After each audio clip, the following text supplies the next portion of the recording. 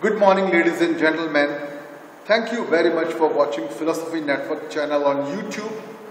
In this new video about Indian philosophy, I am going to speak to you about the Bauddha system.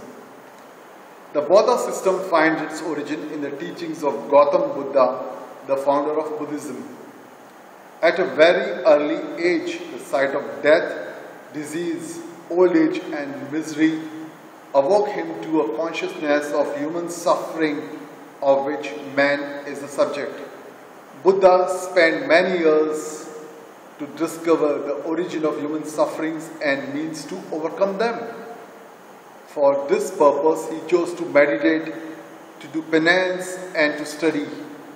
Finally, when he received the enlightenment, he put forth 4 noble truths, Catvari Arya Satyani. These are the truth that there is misery, the truth that there is a cause of misery, the truth that there is cessation of misery, the truth that there is a path leading to the cessation of misery. The 4th noble truth about the path that leads to the cessation of misery proposed by Gautama Buddha is related to the control of the conditions which give rise to misery. This path is known as Eightfold Noble Path, as it consists of 8 steps, namely right views, right determination, right speech, right conduct, right livelihood, right endeavor, right mindfulness, right concentration. It is through the application of these 8 steps that desire and ignorance are removed, mind is enlightened, and perfect equanimity and tranquility are engendered. The result is that misery is ceased completely and the chance of rebirth is terminated. The attainment of this state of perfection is called Nirvana. The essential teachings of Buddha contained in the 4 noble truths might give rise to the speculation that he was not so much interested in the problems of philosophy as with the practical problems of how misery can be removed.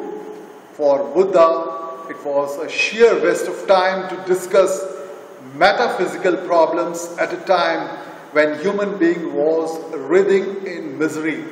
As Buddha didn't have any antipathy towards theoretical speculation, he did not completely shun philosophical discussions. For this reason, 4 major philosophical theories find their source in Buddha's teachings. These theories are: all things are conditional as there is nothing that exists by itself. All things are subject to change owing to the change of the conditions on which they depend. For this reason, there is neither any soul nor God or any other permanent substance. Lastly, by the law of karma, there is continuity of present life which generates another life. After Buddha, his followers both in India as well as outside India were instrumental in developing the philosophical theories found in Buddha's teachings. This gave rise to 4 schools which became very well known in the context of Indian philosophy. They are the Madhyamika or Sunyavada School. This school says that the world is unreal, shunya. This is the reason why both mental and non-mental phenomena are all illusory. This view is called nihilism, Sunyavada. The Yogacara or Vigyanavada School. According to this school, external objects are unreal. Anything which appears as external is really the idea of the mind, but mind must be admitted to be real. Therefore, it is self-contradictory to say that mind is unreal, then the very thought that the mind is unreal stands self-condemned. Here, thought is considered as an activity of the mind. This view is known as subjective idealism, Vigyanavada. The Sautantrika School.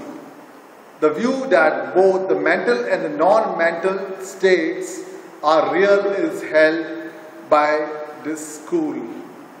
It adds that external objects can be inferred to exist outside the mind. This view is called representationalism or theory of inferability of external objects, Bahaya-Pratyakshya-Vada. The Vaibhashika School, both external as well as internal objects are real, is the view put forth by the school. However, there is difference in the manner external objects are known. According to Vaibhashika, external objects are directly perceived and not inferred from ideas or representations in the mind. This is because if no external object were ever perceived according to any idea, then it wouldn't be possible at all to infer the existence of an external object from any idea. This view is called direct realism, as it holds that external objects are perceived directly, Bahaya-Pratyakshya-Vada. Lastly, from a purely religious perspective, Buddhism is divided into Mahayana and Hinayana. Mahayana is the major form of Buddhism practiced in China, Japan, Korea, Tibet, Vietnam, and many other countries. It emphasizes the enlightenment of all beings. According to Mahayana, the ideal thing is to become a bodhisattva who strives to liberate all things from the cradle of birth and death. It adds that the object of nirvana is not to put an end to one's own misery, but to own perfect wisdom with which the liberated can work for the salvation of all beings in misery. Hinayana School is also known as Theravada School. Its followers are found mainly in countries like Burma, Cambodia, Laos, Sri Lanka, and Thailand. It stresses the attainment of personal liberation or personal salvation.